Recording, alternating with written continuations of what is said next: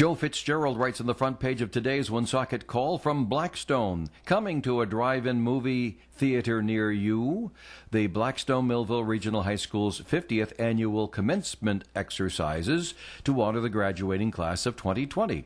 The deadly COVID-19 pandemic has put local high school graduations this June in flux. Some school districts in other states have delayed or canceled their graduations altogether, while others are scrambling to figure out how commencement exercises can still be celebrated amid strict social distancing guidelines and prohibitions on public gatherings.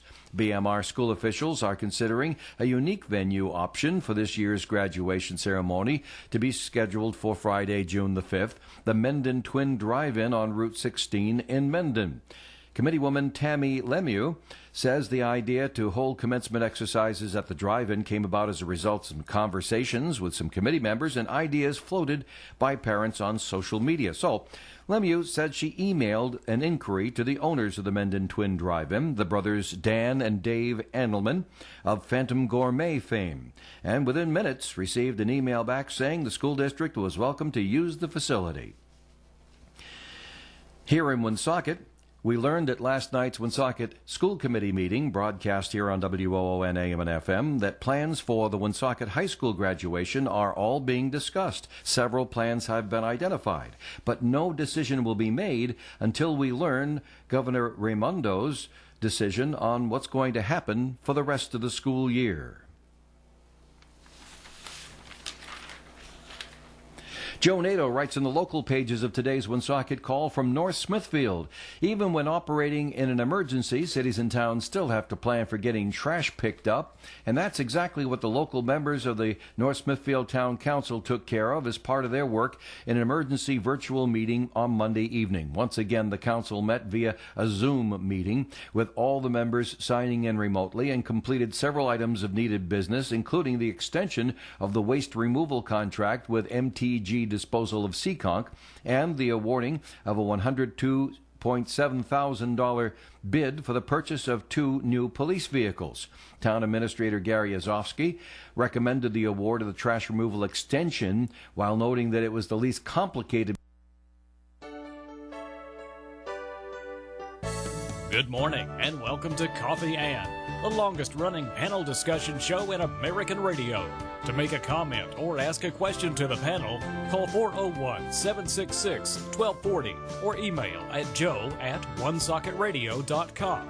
And now let's join the Coffee Ann panel on ON 1240, WOON Woonsocket Radio. Good morning to you. It is Coffee and Time on ON, AM, and FM. This is Joe Callahan. Thanks for joining us this morning on Thursday, April 23rd. On the phone, on the Coffee and panel today, let's welcome in Attorney Bob Lotter. Good morning to you, Bob. Good morning. Good to be with you. Good to have you there. And also joining us on the phone today from the town of Bellingham, it's Town Manager Dennis Frayne. Good morning to you, Dennis. Good morning. Thanks for having me. I'm glad you're with us today. And if you have any comments or questions, especially about anything that might be going on in the town of Bellingham, Dennis is here. You can call us at 766-1240 or email them in, joe@onesocketradio.com, and we'll pass them along to Dennis. A couple of things I need to follow up on from yesterday's Coffee Ann program. Bob, I know you'll find this hard to believe. Ready? I was wrong. What? What? Yes. In fact, Wait. I've got to take a cup of coffee here, just sort of absorb that. Okay, yeah. What could you have possibly been wrong on? In fact, all 4 members of the panel yesterday were wrong. We were talking about Harvard University and whether or not they should give back the money that was given to them by the federal government, $8.6 million or something along those lines. And all 4 of us said, nah, they'll never give it back. Well, look what happened. Yesterday afternoon, okay, we'll give it back. So we were all wrong on that one. So I wanted to point that out. Well, no, I think you were justified in your position. It's a little bit extraordinary. Yeah. Yes. Okay. Yeah. Well, it's amazing what being called out by the president on national TV will do to get you to turn back $8.6 million when you got a $500 billion sitting in your endowment. So yeah. It'll make you change your mind real quick, huh? Real quick, yeah. Although I thought that you were going to be wrong on a sports question or something of real importance. Oh, no, that I'm always right on. Okay, good. But we did one more thing from yesterday. When we were talking about Rob Gronkowski yesterday, and John Ward stated that Gronkowski was down. He thought he was down to like 215 pounds and was looking very skinny. Yesterday afternoon, Gronk passed his physical with the Tampa Bay Buccaneers, and his report he looked great, and he was listed at 260 pounds. So he's put on some weight. He did look certainly like he had lost weight, but since his wrestling, I guess he bulked up some and didn't look skinny to this person that wrote in. So it looks like he's getting ready to be back into full football frame of mind for Gronkowski. All right, so that's what goes forward there. So Dennis, I read. Yeah. I just want to see if this is absolutely true, because you never know. You read things on the internet and you go, could be true, maybe not. But did the Bellingham still there, Bob? Yes. Okay. Did the Bellingham Board of Health vote to require that all people entering stores and businesses wear masks beginning this coming Monday?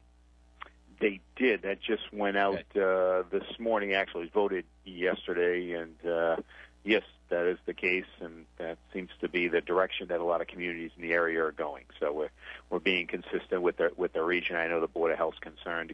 We're getting a lot of calls and complaints from people that are concerned about individuals at stores and shopping in close quarters and not wearing masks. So the board did go out with that order.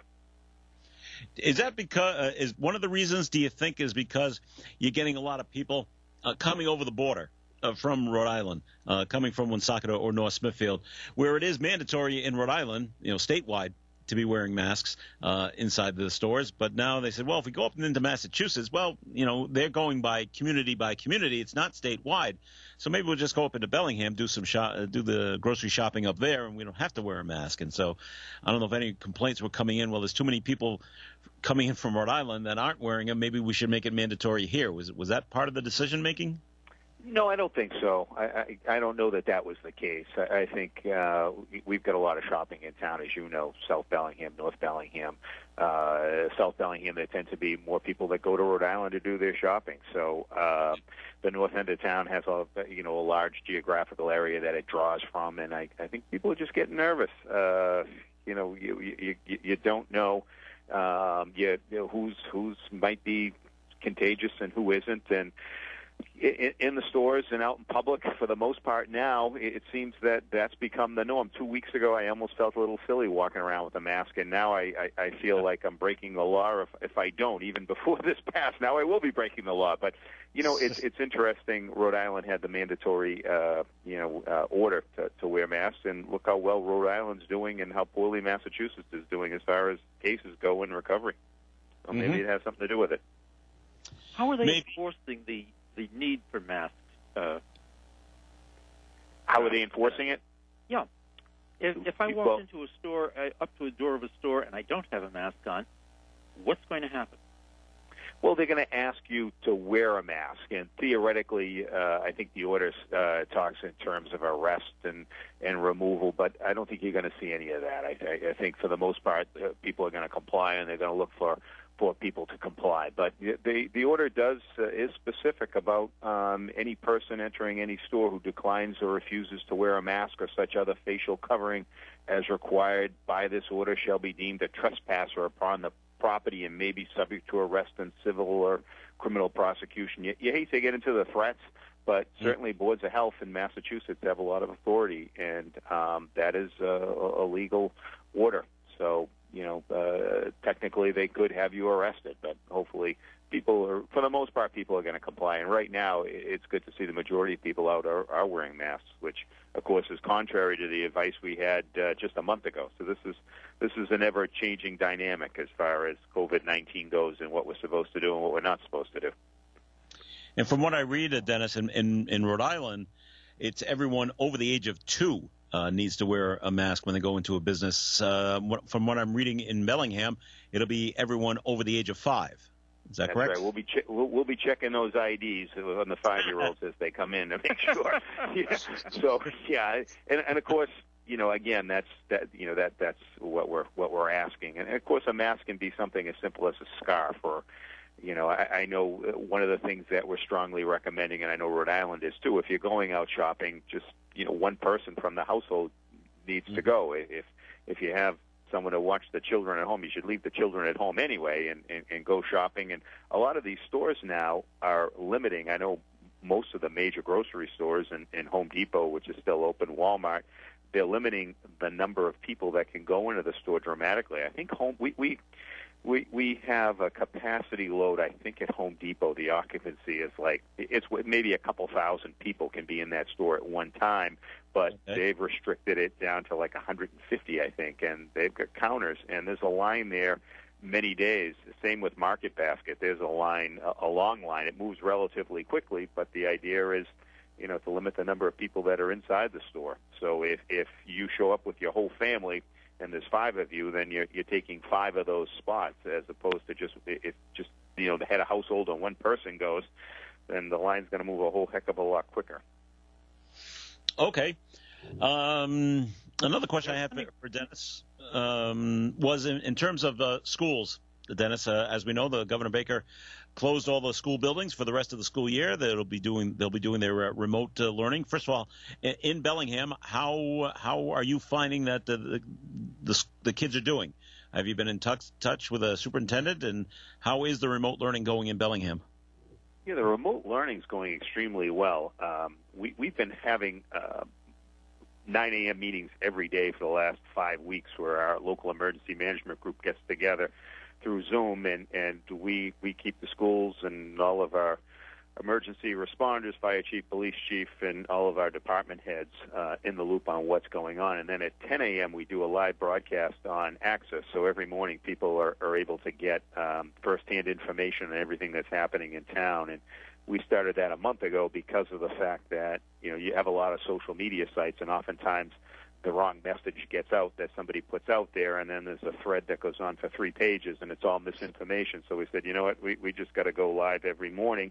And sometimes it's only 15 minutes, sometimes it's longer, but we'll have guests on through Zoom, the store managers from the grocery stores, the school superintendent, to update what's going on in the schools every morning. And he was the guest yesterday after that order came out, and he's extremely pleased with the way that the virtual learning's going. I know I have 2 grandchildren, a 6-year-old and a 9-year-old that live next door, first and fourth grader, and they are doing their work. And I come home at lunchtime around noontime, and they're out in the backyard having recess. So I know that they're doing their thing, and they're got their programs, and their teachers are staying right on it. So it's working extremely well. And like anything, it's what you put into it. So the families that are really putting the effort in, that the children are getting the learning.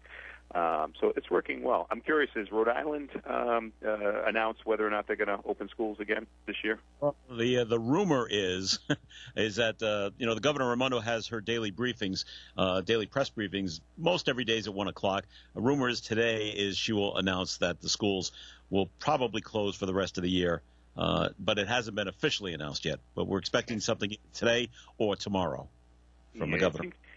It seems to make sense to open them the last week or two so children can transition to the next grade. But then you get into it seems that most of the younger people, 20 and under, aren't coming out positive or aren't having symptoms. So the real concern, I think, would be for the teachers. You would have to give them protection equipment, and they'd be in trying to teach classes the end of June with masks and gloves and everything else on. And how do you have social distance with children in June in school? It's almost impossible. So I think it does make sense at this point in time. Has the town of Bellingham, or I should say the school department in Bellingham, have they made any decisions about graduation for Bellingham High? They haven't. They haven't announced anything. I'm sure that they're discussing what they would like to do. It's a tough one. For the seniors, you feel for them. It's obviously a huge year, and by August, people are saying, well, you could do something in August and September. Well, most of them are gearing up for college at that point in time. That's right, yeah. So I don't think they'll be thinking about high school graduation at that point. So hopefully they'll be able to do something. I'm sure the community will want to do something. Okay. Sorry, Bob, did I cut you off a few minutes ago? Did you have a question for Dennis? I don't think it wasn't that important, no. Okay. I just want to rude remark, and it's better it goes unsaid. Yeah, well, one thing message I wanted to get out to your listeners is, as I said, we are on live every morning on our local cable access channel. We also stream those meetings live on Access Bellingham Mendon Incorporated, which is ABMI8.com. I think it's .com, and that's every morning at 10 o'clock and also 7 o'clock at night. They're broadcast again on local cable access, so you can get the latest news as far as what's happening in Bellingham live every day, Monday through Friday, and we also have an email address, COVID-19@bellinghamma.org, where you can send emails to us, and we'll answer those questions during that morning meeting. So it's worked out extremely well. It's 3 or 4 of us that attend that meeting, and then we stream people in or virtually.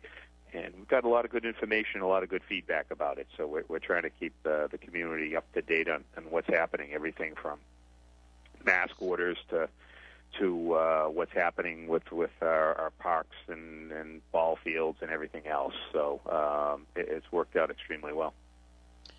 Are you one of the only? Go ahead, Bob. I said that sounds like a good plan. Yeah, sure. It's worked out. It's worked out well. And what we found since we started doing it, the misinformation that's out there, not that people do it intentionally, but there are a lot of different sites in every community that somebody hosts, and people chime in with something they heard somewhere, and all of a sudden it's a thread that goes 3 pages long, and there's a lot of misinformation out there. So that really seems to have been limited since we started doing these meetings. It's worked out quite well. Oh, that's great. Now, do you know, are other communities in Massachusetts doing that as well, or are you one of the only ones? I don't know. I haven't asked, so I really can't say whether they are or aren't. It's effortless for us because we have the equipment right in our meeting room, which is right upstairs from me. So it's just we flip a few switches and on we go. And, of course, we put the messages out with our reverse 911, which most communities have. We'll put messages out that way. And we always mention the fact that we're on at 10 a.m. And I know we have quite a few people watching, so it has worked out well. Excellent. All right, we're going to take our first break here on the Coffee and program. If you have any comments or questions, especially for Town Manager from Bellingham, Dennis Frayne, give us a call in, 766-1240. You can also email them into me, joe@woonsocketradio.com. Heating problems can arise at the most inconvenient times. And when they do, you need someone reliable like Kafin Oil. They're a family business with professional technicians who will evaluate the problem and explain what needs to be done. They believe in accurate, clear, and courteous communication with their clients. Trust is important, so keep the number handy, 765-3881. Kafin Oil for oil and gas heating and air conditioning. It's reassuring to have someone dependable. Kafin Oil, 765-3881. Because of the COVID-19 situation, the auctions at Trudell's Auction Gallery have been suspended until further notice. However, estate liquidation services are still available from Trudell's Auction Gallery. Be sure to check their website, TrudellAuction.net, for details. When the crisis is over, the auction will return every Monday to Trudell's Auction Gallery in the Bellingham Marketplace, South Main Street, Bellingham. Trudell's Auction Gallery thank you all and remind you to please remain vigilant and use all precautions to remain safe. These days, we all probably know of a local business that is struggling to adapt to the current realities. Here's a small way that you can help. Announcing the Gift Card Challenge. If you're able, think of your favorite local business and then buy a gift card today. Buy it online or pledge to buy one as soon as you can. Every little bit will help. Restaurants have takeout or delivery. Many businesses have online shopping options. Participate in the Gift Card Challenge today. Buy a gift card. Any amount and show your support for our local businesses in this time of need. Keep it for yourself to use at a later date or pass it along to someone you know that's on the front lines doing what they can to keep us all safe. Make the pledge and buy a gift card today. Participate in the Gift Card Challenge. Post and tag the business you selected on social media and challenge your friends and neighbors to do the same. Working together, one card at a time, we can all make a difference. This important message about supporting our local businesses is sponsored by Above and Beyond Tree Service, LLC of Smithfield. Call Jeff for a free estimate. Okay. 401-529-4903. The Coffee and Panel is enjoying coffee from Down East Coffee in Pawtucket. They're a 62-year-old family business that roasts all its coffee right here in Rhode Island. Founded originally as Excellent Coffee Company, they provide great coffee to food service establishments throughout New England. ON, AM, and FM. Coffee and right here. This is Joe Callahan along with attorney Bob Water. Good morning, Bob. Good morning. And town manager from Bellingham, Dennis Frayne, is with us. Good morning, Dennis. Good morning. So, we've talked to a lot of people in Rhode Island. This is the first time we've talked to someone really in Massachusetts. And so we just want to see the differences between Rhode Island and Massachusetts. So is Bellingham Town Hall open and people can still access it? For the last 5 weeks, we've been closed to the public, but we have appointment visits by appointment, inspectional services. The construction activity is just incredible right now. It continues to go forward, and that's one of the things that wasn't affected by the it's on in the essential services list. So construction continues, and as a result, our building inspectional services offices are just as busy as ever. So that office is still running. Again, you can apply for permits online. You can make appointments. You can take pictures of the work that you're doing and text it to the inspectors, and they can inspect it that way. So there's a lot of accommodations that are being made. There are people working in different offices, but skeleton crew for the most part. Most of our services are limited, but you can still get in touch with any of the offices either through email or by calling directly, because people are having their office phones forwarded to home or to cell phones. So we're trying to stay up on all the business that needs to be taken care of. Our committees and boards continue to meet virtually on through Zoom, which I wish I bought some stock in Zoom about 3 months ago, because that's just taken off. I understand that was a company that was struggling financially, and now it's the go-to platform. I know we use it, and it works great. If anyone wanted to attend a meeting, all you've got to do is go to our homepage, bellinghamma.org, and we have an icon on the homepage for virtual meetings or video meetings. You click on that, and all you got to do to find out whose meeting is click on a link, and it's as simple as that to join the meeting as well. That's worked out quite well. So we're able to keep the business of the town moving forward without too much of an interruption as far as meetings go. And people are getting used to it as well. I know, corporate America has been using video conferencing for years, and for us it's a little unique, but it's easy transition, and certainly we like to have an audience and we like to have the interaction with people live, but this is the next best thing, and it's allowed us to keep government going forward.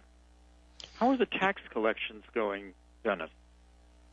We are doing fairly well as far as tax collections. About half of our residential taxpayers pay through escrow. So we were concerned because the governor put forward an order allowing, or enacted legislation allowing communities to push back the deadline for the fourth quarter bills. We bill real estate taxes quarterly, and it was pushed back to June 1st, so for pretty much all the bills that we put out. And we were concerned that the large escrow companies would take advantage of that and push their payments back a month, and that hasn't been the case. Those have been coming in. The banks have been paying timely, but residents do have until June 1st to make the ones that actually make those payments themselves and don't have it taken out through escrow have until June 1st as opposed to May 1st, and there's no penalties or interest charges.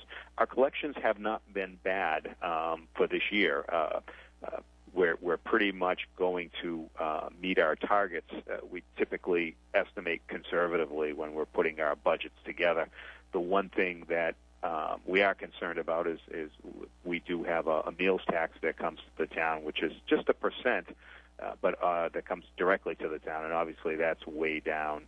Things like people aren't buying new cars, so excise taxes on new vehicles down as well. So we'll definitely have impact there, and we're very much concerned about the fiscal year that begins July 1st, because the state is taking a huge hit, obviously. When you think about the casinos, nothing coming in there, the retail sales for marijuana dispensaries, nothing coming in there as far as tax revenue goes. And then you've got to look at just the sales tax. All the stores closed. So the state certainly, they've got a rainy day fund of about $3 billion, and I think they're probably going to have to tap into quite a bit of that to address the shortfalls this year. And next year, the year beginning July 1st, I think the local aid that we have been talking about for the last couple of months and what the governor had proposed back in January certainly is on the table for review. So we're very much concerned about the year that begins July 1st. And we had a conference call yesterday with our state senator talking about that, and nothing's been determined as of yet. But we certainly expect that there'll be some reductions. Do you think you're going to have to revise the town budget for the coming year?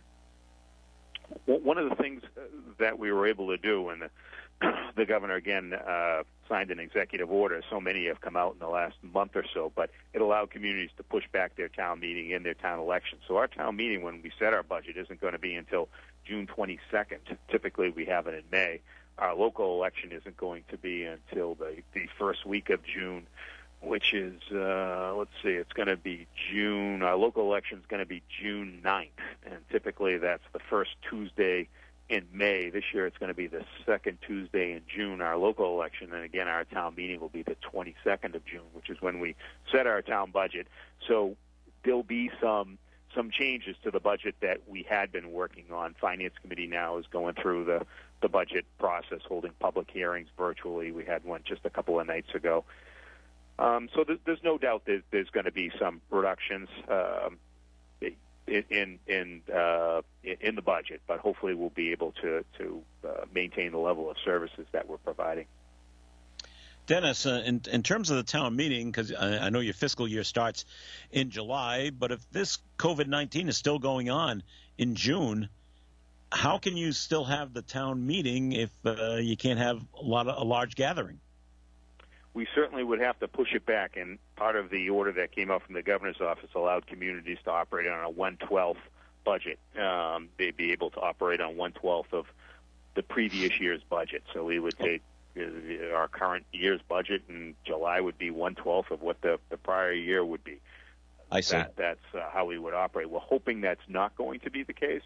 Other communities are scheduled to hold their town meetings before ours, earlier in the month of June and late May. I think Blackstone's going to go late May, so we'll see how that goes with them. Okay. Now, in Rhode Island, Dennis, the governor has meetings, virtual meetings with the mayors and town administrators and town managers every day. Do you have meetings with the governor, with the other town managers and mayors in the Commonwealth? Well, of course, the governor holds a press conference every single morning, and there are meetings weekly for all public officials, town managers, mayors, et cetera, that we can log into and get the latest update. It's not always the governor; sometimes it's the lieutenant governor, but the same idea where that information is getting out. So they've done a great job getting information out to the communities through the governor's office, and our legislative delegation, Representative Soder, our state representative, holds a weekly Zoom meeting to update us, and Senator Fatman participates in that as well, our state senator, and we also have meetings with them individually. So they've done a good job keeping us up to speed to the extent they can. It's something that just seems to change on a daily basis. I remember the beginning of March. It just didn't seem like we were going to be anywhere near where we are right now. At least a lot of us didn't think so. I think maybe the scientists knew that the potential, obviously knew the potential was there, but I think we're all believers now. Dennis, as you go around the town of Bellingham and speaking to different business owners, what's the feeling out there? Are the ones that are open, are they doing okay? Are they and have you talked to any of them that had to have closed? I'm thinking like hair salons and things like that. What's your general feeling overall in the business climate in the town of Bellingham? It's not good. The restaurants are doing okay. The smaller ones that I go to, we have a lot of chains. Outback and Chili's, and they'll survive. But we have a number of smaller businesses and restaurants that are doing a lot of takeout, but it's nowhere near the extent that they were doing beforehand. And what we're really concerned about is the businesses that had to close. the jewelers, the hair salons, and the barbers. Golf course in South Bellingham, Bungay Brook. It's owned by a family. It just seems that we just appointed an economic development committee or review committee to take a look at how we transition to the next phase when we're allowed to go forward. Right now, there are a lot of businesses by order cannot open, but we're hoping that May 4th that is relaxed a little bit, and we're able to start looking at some of these businesses because I think they can do things to keep themselves safe and their customers safe. The idea is to keep people home. I understand that. Only go out for essential things. But when you can go to Stop and Shop and buy flowers, and the florist section at Stop and Shop is absolutely slammed with Mother's Day coming especially, but you can't go to the local florist, doesn't seem fair. It's very unfortunate from that perspective. Where you can go to Home Depot and get a lot of the things that you need, and maybe you can't go to the other stores that would sell similar products. So it's definitely a problem. We have a lot of small businesses in town, and the concern is that when we do get back to business, are all of them going to be able to get back up and running? Mm-hmm. And will they survive? Yeah, that's exactly it. Yeah, well, certainly some of the money that's being pumped out there now is going to help. I don't know how much of it is getting to the smaller businesses, but I know the unemployment, the additional unemployment payments are getting out there, and of course the $1,200 that went out. Those are things that certainly help people get from one week to the next. But with the small businesses, it's going to be a lot tougher, I think. Dennis, have you been getting any complaints from either constituents in the town or from the police department where there's large gatherings of people that are still going to the parks to play basketball or something like that, or people keeping their social distancing mostly intact in Bellingham? For the most part, I think they are. We see it out there, and we do get calls right away when it happens. Police do go down and ask people to disperse and remind them, it's all about keeping each other safe, and tossing a ball around isn't the safest thing to do. So we do go. We've tried to allow people to, the playgrounds are all closed, the basketball courts closed, but people need to get out and fly a kite or be out with their family going for a walk, and certainly we don't want to prevent that. But like in Woonsocket, we have a trail where people like to walk, and if that's the only place to walk, it's going to be awfully crowded. So you try to have other places where people can go. And I know I drove by that rail trail in Woonsocket, I think last weekend on a nice day, and there were a lot of cars there and people walking. And there's a way to do it safely and keep your social distance for sure. But it's nice if other places, other parks are open where people can go and at least walk and get some fresh air, because that's as important as anything. You can only be cooped up so much. Very good, Dennis. I know we got to cut you loose right now because you got to go get ready for your 9 o'clock meeting. Got to go prepared for that. Get prepared for that. So we thank you for joining us this morning on the Coffee and program. You stay safe. All right, you stay safe as well, and to all your listeners out there, any information that you need, feel free to give us a call. We'll get back to you, or visit our website. Thank you very much. Thanks, very good. Thanks, Dennis. Take care. Have a great day. Bye. You too. Time for the forecast right now, and the forecast is being brought to you by Allstate. Today, sunny skies this morning, increasing clouds this afternoon. High temperature will be near 52. Tonight, cloudy skies, low temperature around 38. Friday, another cloudy day, rain likely throughout Friday with a high near 45. Friday night, mostly cloudy with a chance of rain, low 36. Saturday, mostly sunny, high near 60. Sunday, looks like more clouds and rain on Sunday, and a high temperature near 53. And currently outside the Navigant Credit Union broadcast studio at the corner of Park Ave and Kennedy Street. Dave, last I heard it was 37. What do we have now? It's 41 now, Joe.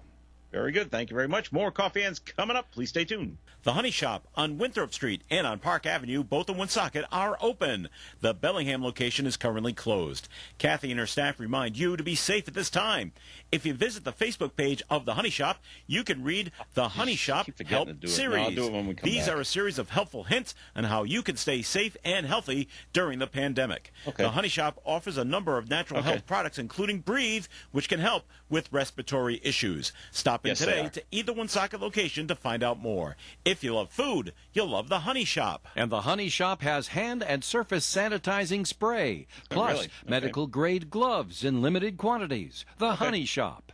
With interest rates falling and talk of more reductions to come, now may be the best time to apply for a mortgage or refinance your existing one. At Dean Bank, our mortgage professionals understand the process involved with applying for a loan, and they have the answers to all your questions. The message is simple. Dean Bank has been one of our area's top lenders for the past 15 years and wants to be your lender. They'll work with you to match the right loan to your specific needs. Their rates are great, but it's their personal service that sets them apart. See for yourself. Apply online at deanbank.com with the promo code WOON, or call 508-528-0088 and ask to speak with a mortgage representative. They promise to do their very best to get you in the right mortgage with personalized service that'll have you completely satisfied with the process. Call us at 508-528-0088 and ask for the mortgage department, or visit deanbank.com. Top lender claim based on Warren Group closed mortgage reporting 2004 to 2019. Rates subject to income verification and credit qualification. Not all borrowers will qualify. Dean Bank is member FDIC, member SIF, and is an equal housing lender. NMLS number 412095. Casey Kasem has unlocked the American Top 40 vaults and is replaying original shows from the 70s.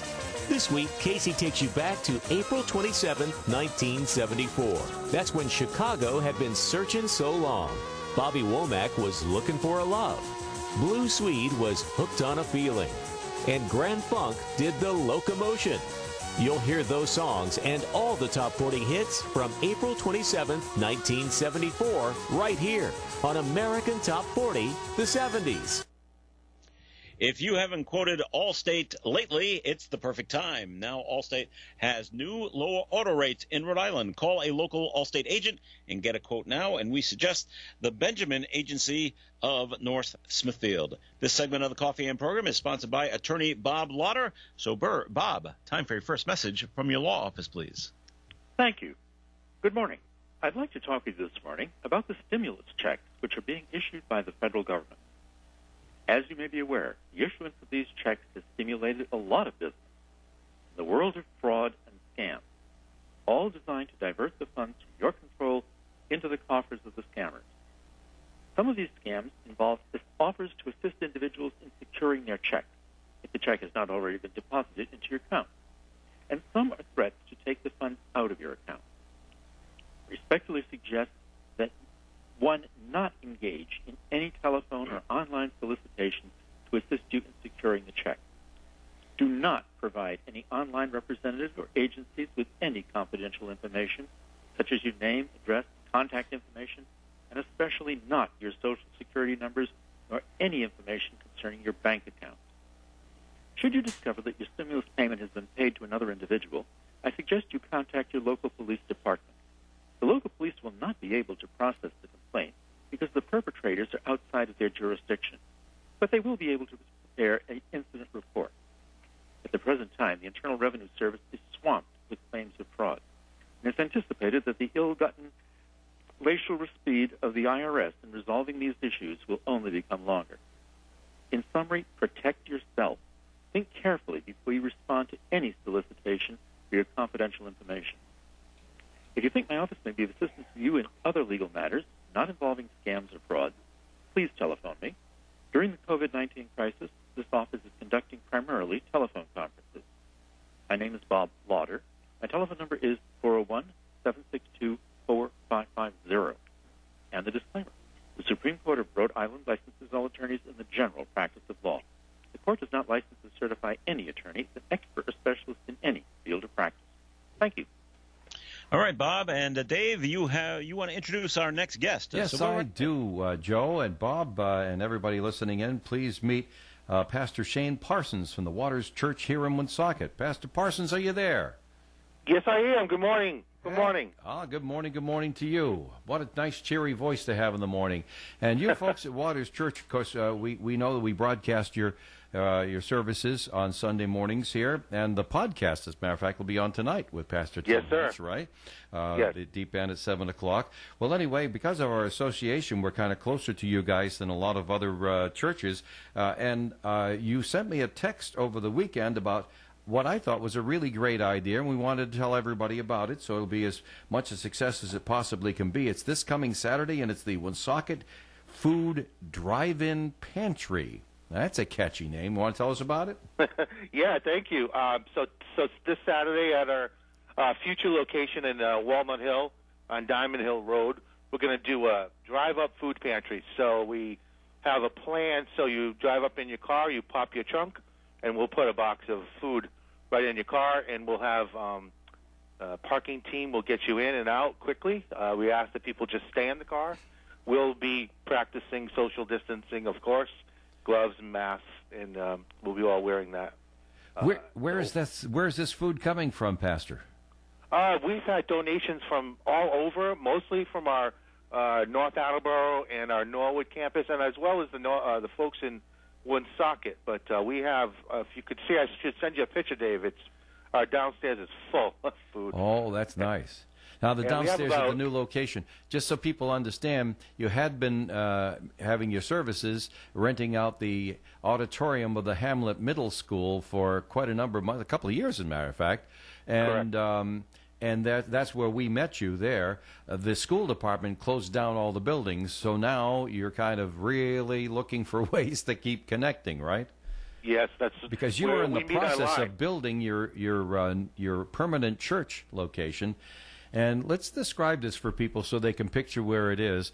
I'm going to say Walnut Hill Plaza, but not in the major plaza area. But if people remember where the cinema was or where Mark Stevens' store was, underneath where the Sleepy's used to be, and in using the same parking lot pretty much as the bowling alley, that's your geographic area. And now with this gorgeous, wonderful parking lot in a permanent location, which you can't use yet because of the pandemic, but that gorgeous area there, now you're going to use it to put a line of cars in there and hand out the food, right?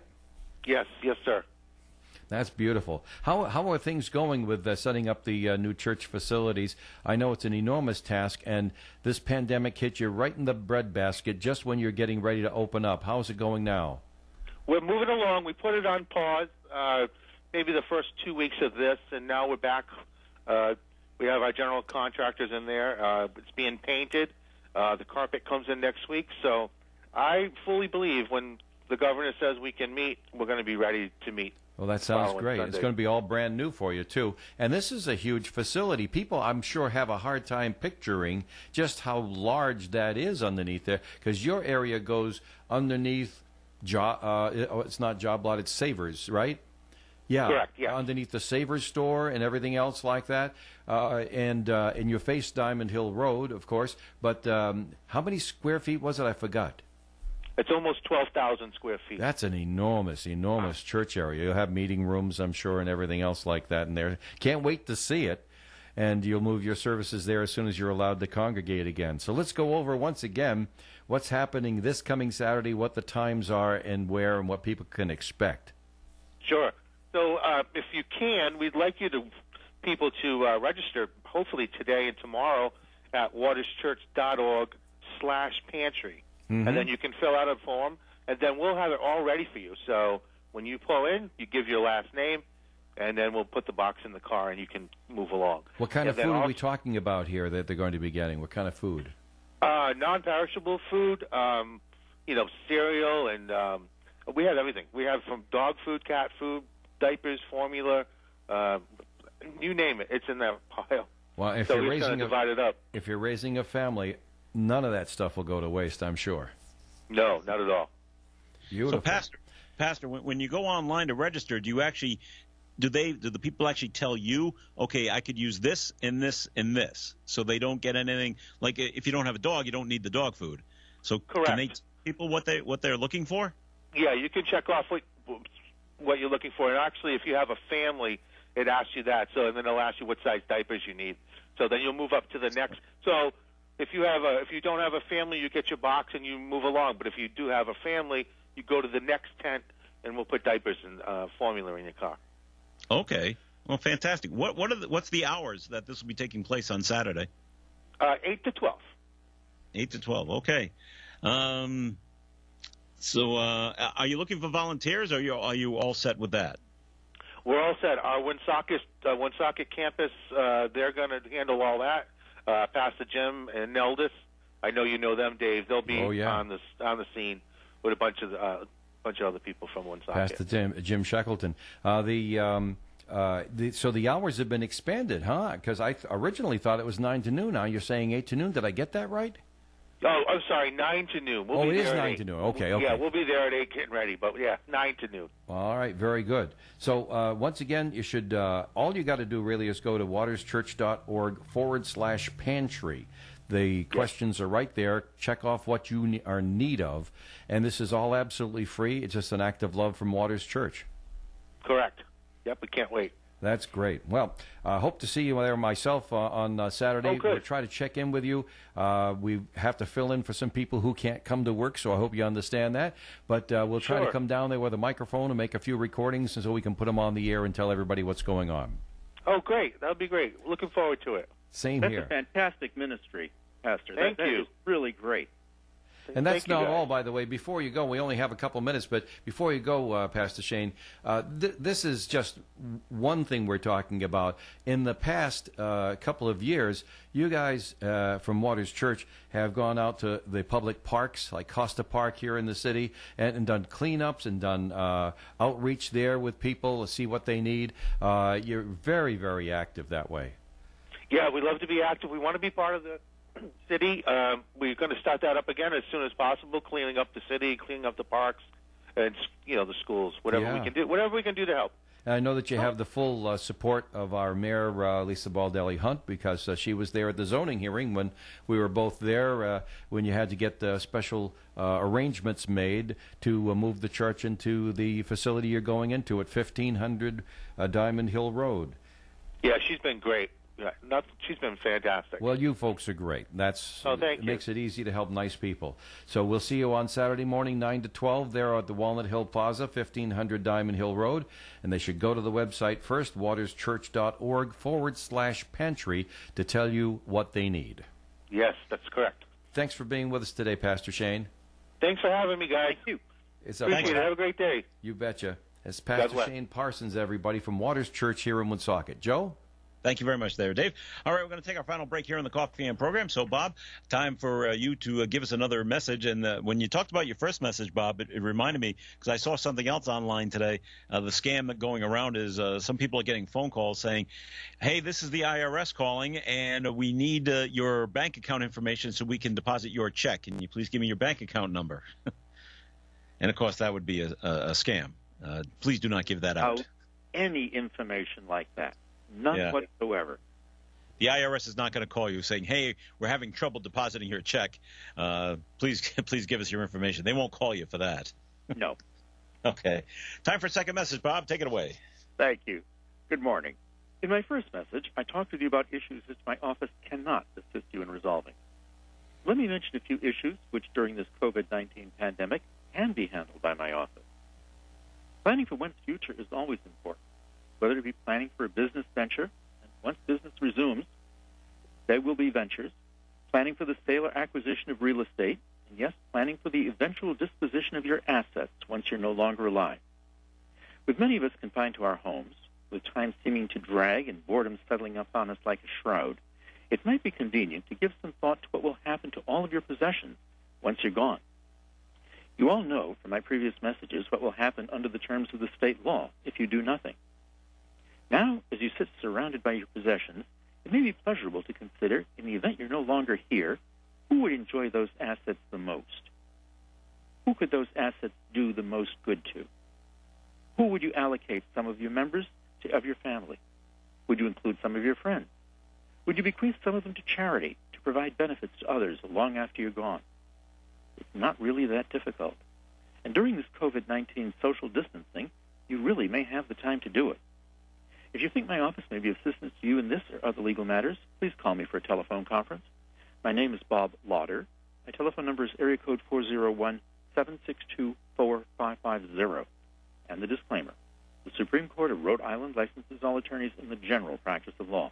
The court does not license or certify any attorney as an expert or specialist in any field of practice. Thank you. Very good, Bob. And the Coffee and program will continue. We can still take comments and questions, 766-1240, or email them in to me, Joe at OneSocketRadio.com. I'm here with Kara Benjamin of the Benjamin Insurance Agency. Kara, what's most important to you as a business owner? The most important thing to me as a business owner is to be there for my customers in the moment of truth. It's not just writing the policy and you're done. It's about being there for my customers when there's an accident, a fire, or even a death. Helping them get through tough moments in life. That's my job as an agent. You're in good hands with Allstate and Kara and Celeste Benjamin of the Benjamin Insurance Agency, 125 Eddie Dowling Highway, across from Dowling Village in North Smithfield, 765-5000. Our business is truly a referral business, and we have built it based on our premier service level and commitment to what we do. If you are looking for personalized service with people who care, that would be us. These days, we all probably know of a local business that is struggling to adapt to the current realities. Here's a small way that you can help. Announcing the Gift Card Challenge. If you're able, think of your favorite local business and then buy a gift card today. Buy it online or pledge to buy one as soon as you can. Every little bit will help. Restaurants have takeout or delivery. Many businesses have online shopping options. Participate in the gift card challenge today. Buy a gift card. Any amount and show your support for our local businesses in this time of need. Keep it for yourself to use at a later date or pass it along to someone you know that's on the front lines doing what they can to keep us all safe. Make the pledge and buy a gift card today. Participate in the gift card challenge. Post and tag the business you selected on social media and challenge your friends and neighbors to do the same. Working together, one card at a time, we can all make a difference. This important message about supporting our local businesses is sponsored by the Valley Breeze newspaper. Visit them online at valleybreeze.com. It is Coffee In on ON AM and FM, 1240 AM, 99.5 FM. This is Joe Callahan. Thanks for joining us this morning. Bob Water is with us. Hello there, Bob. Hi, how are you? We're doing okay. Nice sunny day out today. Hey man, I didn't realize you were going to become a Civil War reenactor. I remember the gentleman who was on. Well, I saw the photograph that you had posted on the internet a few days ago. Yes. So you're looking more and more like General Grant. You have a really good beard coming in. Well, it's not too bad. Most people say I look like Santa Claus, and I'm not General Lee, but... No, I was thinking more of the General Grant side. But, okay. How's your wife taking the growing of the beard? She's fine with it.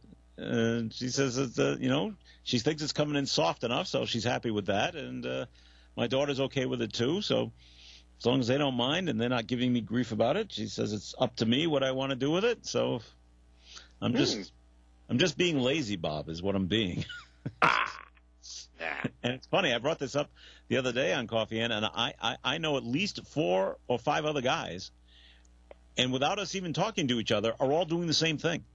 So if it's 5, I'm sure it's more than that of guys that we're all working from home, and we're like, if we're gonna work from home, we're just not shaving because there's just no need to. Doesn't it feel itchy when it starts to grow in?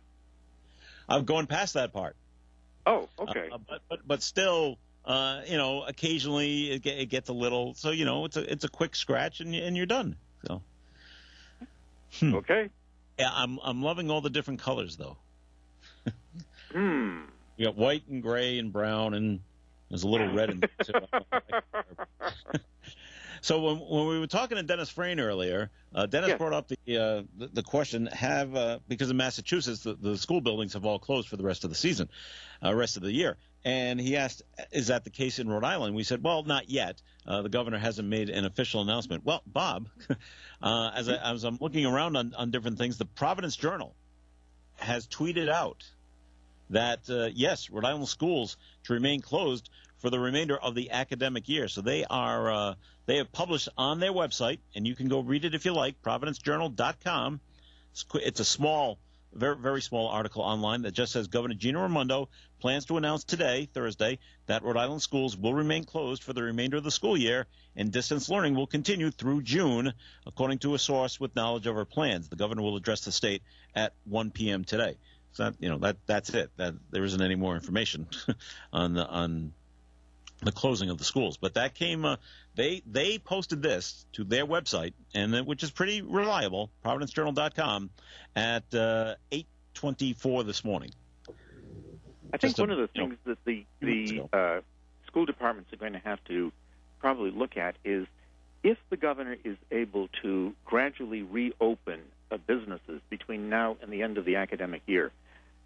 That means that parents who may have been at home and assisting the kids in actually completing the homework assignments and actually participating in the classes may not be there.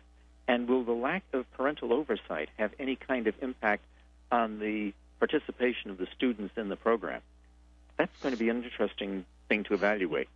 I don't know, because she will.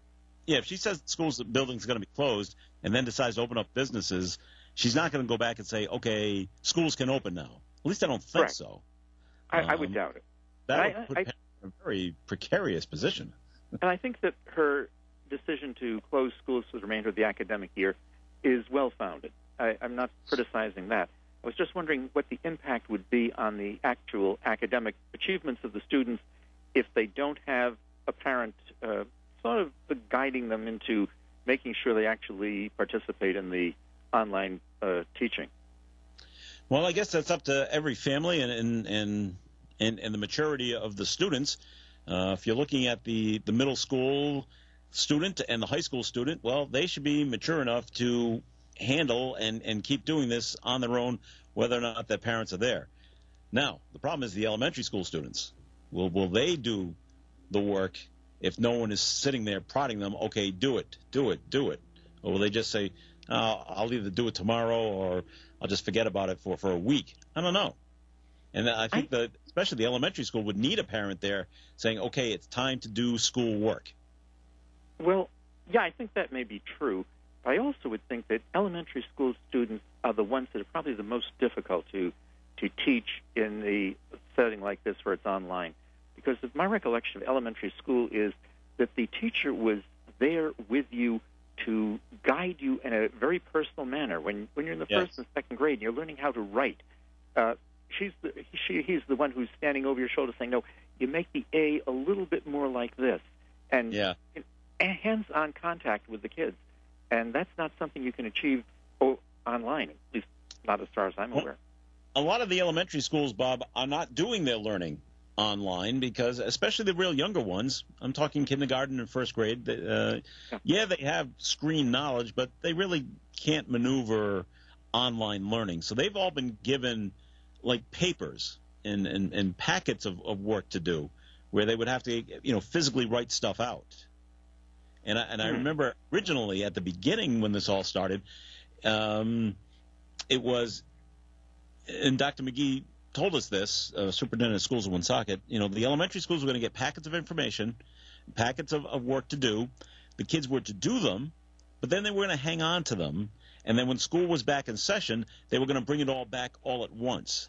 So now I don't know what I'm sure the school is going to have to work out, well, what do we do? How do we collect all this work that the elementary school kids have done before? Do we collect it all before when the school year ends, or do we wait to September?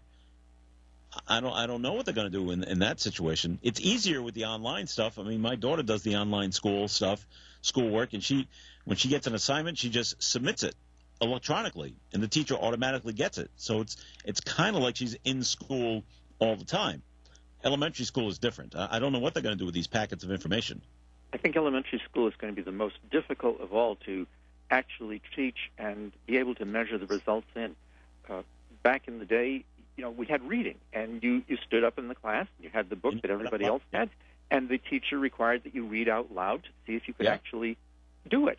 And I don't know how they can possibly monitor a child's participation and a child's ability in an area like that.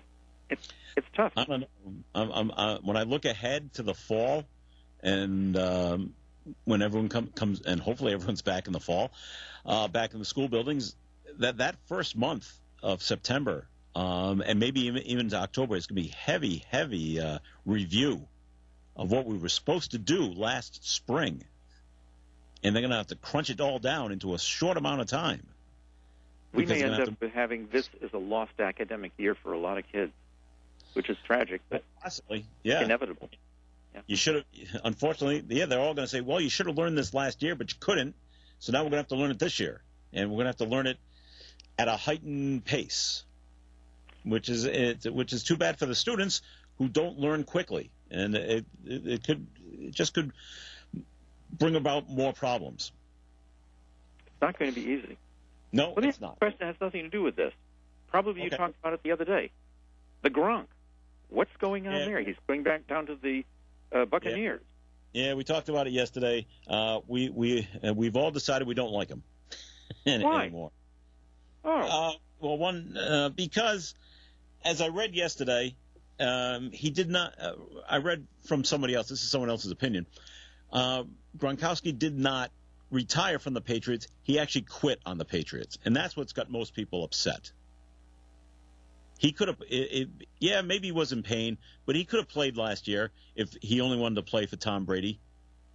And so he just decided, well, I'm just taking a year off, and, Tom's still playing? Well, all right, I'm going to come back. Are the Buccaneers in the same league that the Patriots are in? Well, they're in the National Football League, so yeah. But they could be playing against each other at some time in the future. Oh, absolutely. I don't know what the schedule is for this coming year. So I don't think they're playing each other. I think I would have heard that by now. But the Patriots are in the AFC East, and I think the Buccaneers are actually they're in the NFC, aren't they? They might be in the other league. You're asking me a sports question, man. I'm asking out loud. They will eventually play each other, I'm sure, but I don't think it's going to be this year. So it's nothing really to worry about there. We brought it up yesterday. Yeah, okay, Tom Brady was here for 20 years, and he became a free agent and decided to go someplace else. And I can understand that happening. And a lot of other sports, a lot of sports athletes and in different sports have all done that. Okay, I've come to the end of my contract. I want to go play for another team for whatever reason. Okay, fine. But Gronkowski is different. He wasn't a free agent. He was in the middle of his contract. He just decided to quit. Okay, if you're in that much pain, don't play this game. It can cause a lot of pain. All right, stop playing. But now, just stop playing altogether. Not, I'm going to take a year off. Okay, now I'm coming back. Well, I imagine his quitting in the middle of his contract was a serious financial loss to him. Well, he wouldn't be paid. Well, it all depends on what his contract is. And he might have had some guaranteed money in there, and the Patriots were probably still playing him, I do not blame the Patriots, and I would do the same thing if I was in their shoes. If he doesn't want to play for us, fine. If we can deal him somewhere else and someone else is going to pay him, great. He's off our payroll. It's just, we kick him out. See you later, bye. Do you think that any of the maneuvers of Mr. Gronkowski have anything to do with Coach Belichick? Oh, sure. Everybody's not going to get along with everybody, Bob. And that's why I have an office opened. Yes. That's right. And so they may not like the way Belichick talks to them or doesn't talk to them. And some people respond to that and some people don't. And Gronk was here for I don't know how many years, let's say 5 or so, maybe more, probably more. And he's just like, all right, I don't like the way, I thought things would change. I don't like the way I'm being treated or the way I'm talked to by Belichick. I'm going to go someplace else and maybe things will be more lighthearted. I don't know, because Bill's a pretty stern guy. And so, there's a lot of that. And I think you're going to hear a lot more of that, of people that have left the Patriots. We just don't like dealing with Bill. And, okay, did you enjoy the 6 championships? Well, yeah. Well, that's, you get away one against the other. Do we want the championships or do we want to feel good? Which is it? So, I don't know. He's gone, and there's nothing we can do about it, Bob. Well, we'll just have to wait and see if they even have a football season this year. That's right. Yeah. They might not have one. So look at it that way. We've come to the end of the program, Bob, so we got to run. So thanks for joining us today. Thank you for having me here. Hope to talk with you next week. Absolutely, and it was good talking with Dennis Frayne, town manager from Bellingham, and Pastor Shane Parsons with their Woonsocket.